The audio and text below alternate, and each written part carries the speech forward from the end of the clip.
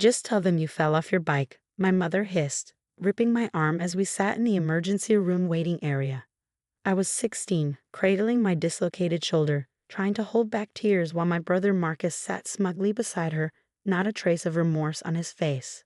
My name is Emma Sullivan, and this wasn't the first time my family had forced me to lie about my injuries.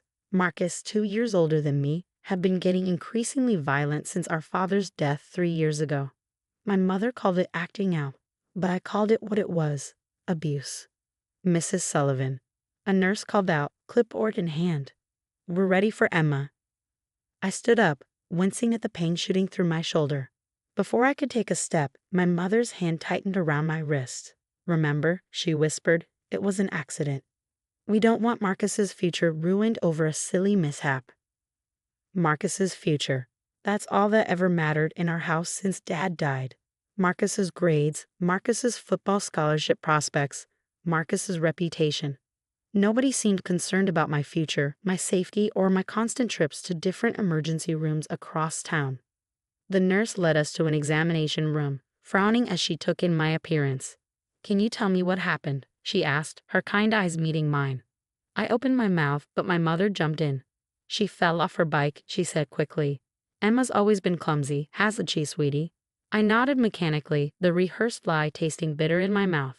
The truth was, Marcus had grabbed my arm and twisted it behind my back when I refused to let him copy my chemistry homework. He'd been failing his classes, and my mother insisted I help him maintain his GPA for college scouts. The nurse made notes, her pen scratching against paper as she documented another false story. But this time, something was different. She kept glancing between my mother and me, her expression unreadable.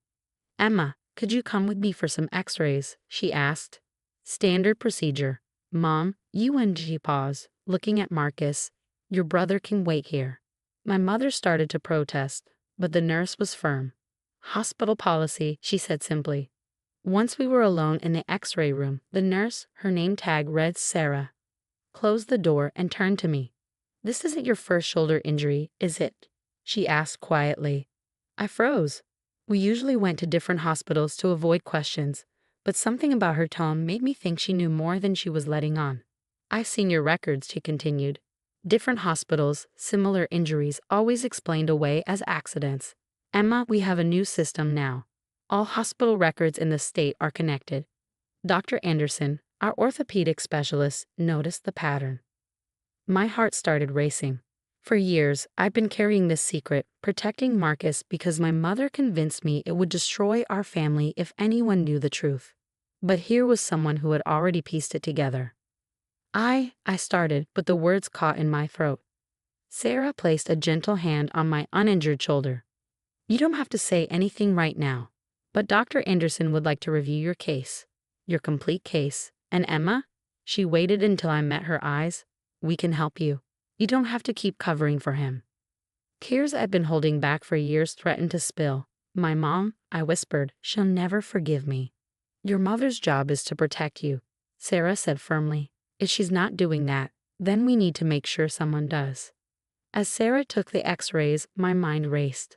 All those emergency room visits, all the different stories, falling downstairs, tripping over garden hoses, sports accidents, they were all documented. All those times Marcus had hurt me and my mother had protected him were there in black and white. When we returned to the examination room, my mother was pacing while Marcus played on his phone. Dr. Anderson was waiting for us, a tall woman with silver hair and eyes that seemed to see right through our family's carefully constructed lies. Mrs. Sullivan, she said, her voice professional but cold. I've reviewed Emma's medical history. We need to discuss a pattern of injuries that's deeply concerning. My mother's face went pale. Marcus's phone slipped from his hands, and for the first time in 3 years, I felt something that had been missing from my life since Dad died. Hope. The truth was finally coming to light, and no amount of lying or covering up could stop it. The hospital records had told my story when I couldn't, and now everything was about to change. Dr. Anderson turned to me, her expression softening. Emma, would you like to tell me what really happened to your shoulder today? I looked at my mother, who was shaking her head slightly, then at Marcus, who was glaring at me with the same threatening look he'd given me countless times before. But this time, I wasn't alone. This time, I had proof. I took a deep breath and began to speak. Marcus did this, I said, my voice trembling but clear. He twisted my arm behind my back because I wouldn't let him copy my chemistry homework. The silence in the examination room was deafening. My mother's face contorted with a mix of horror and anger, while Marcus leaped to his feet, his mask of indifference finally cracking. "She's lying," he shouted. "Mom, tell them she's lying." But Dr. Anderson was already pulling up images on her tablet. "Mrs. Sullivan, these are Emma's x-rays from the past 3 years. Multiple shoulder dislocations, a fractured wrist, 2 broken ribs." She swiped through the images methodically, each injury reported at a different hospital, each with an increasingly improbable explanation. My mother sank into a chair, her face ashen. "We were just protecting our family," she whispered. "After their father died, Marcus needed stability. He needed consequences," Dr. Anderson cut in sharply. "Instead, you taught him that violence was acceptable and helped him hide it. Do you understand what message that sent to both your children?" I watched as years of carefully constructed excuses crumbled around my mother. Every lie she told, every time she'd made me promise to protect Marcus, every moment she'd chosen him over my safety, it was all laid bare under the harsh hospital lights. Sarah, the nurse, stepped into the room with a man in a suit who introduced himself as a hospital social worker. Marcus's face went from angry to panicked. "You can't prove anything," he snarled, but his voice cracked. "It's her word against mine." "Actually," Dr. Anderson said, turning her tablet to show a detailed analysis, "these injuries tell a very specific story. The angle of the dislocations, the pattern of the breaks, they're consistent with intentional force, not accidents, and certainly not from falling off bikes or downstairs." The social worker cleared his throat. "Given the evidence in Emma's statement, we're legally required to report this. The police will need to be involved." My mother burst into tears. "Please," she begged. "Marcus has a scholarship coming. He's going to college next year. We can handle this as a family." "Like we've been handling it?" I asked, finding strength in the supportive presence of Dr. Anderson and Sarah. "Mom, look at me. Really look at me. I'm your daughter too. When did you stop protecting me?" She flinched as if I'd slapped her. For the first time, I saw shame in her eyes instead of determination to protect Marcus. Marcus made a move toward the door, but the social worker blocked his path. "I suggest you stay right here," he said firmly. "Running will only make things worse." 2 police officers arrived shortly after. They took statements, photographed my injuries, and reviewed the medical records. Marcus alternated between threats and pleas, while my mother sat in silent shock. "Emma," one of the officers said gently, "would you like to press charges?" I looked at my brother, really looked at him. The brother who'd once shared ice cream with me after school, who taught me to ride a bike before Dad died, who turned into someone I didn't recognize. Part of me wanted to say no, to give him one more chance. But then I remembered every time I'd lived in fear in my own home, every time I had to hide bruises at school, every time I silently cried myself to sleep while my mother comforted Marcus down the hall. "Yes," I said firmly. "I want to press charges."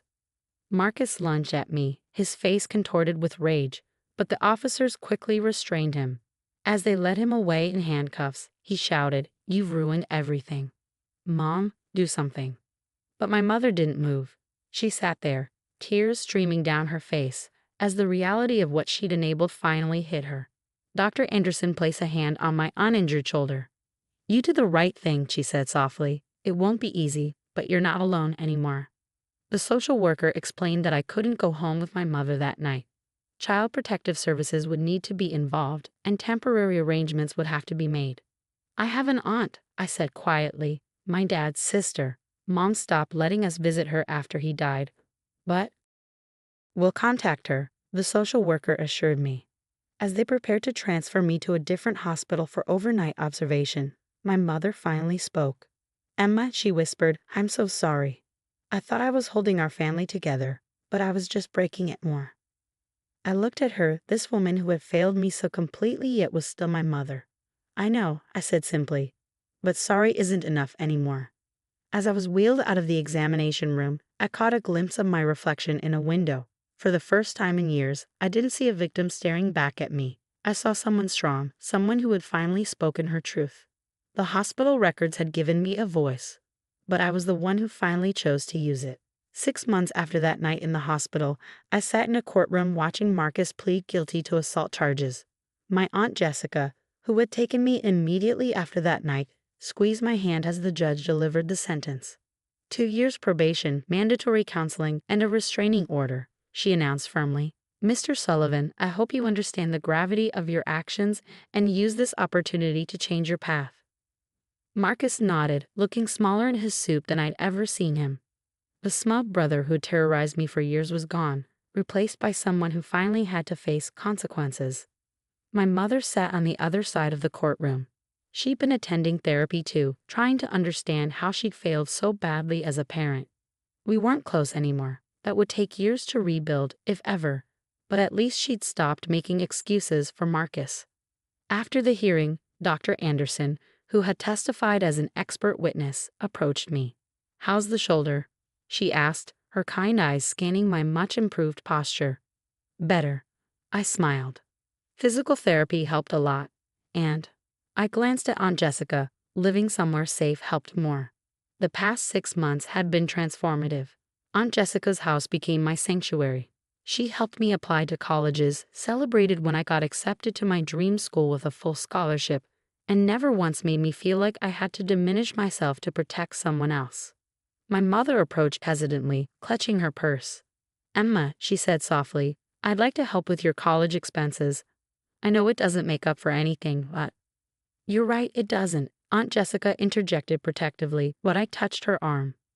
"Thank you," I told my mother, "but I've got it covered. My scholarship includes housing, and I've saved enough from my part-time job for books." The job was another freedom I'd found, working at a local bookstore where no one expected me to give up my earnings to cover Marcus's debts or family emergencies. As we left the courthouse, I spotted Sarah, the nurse who'd first noticed the pattern in my hospital records. She'd become a friend over the months, checking in regularly and even helping me with college applications.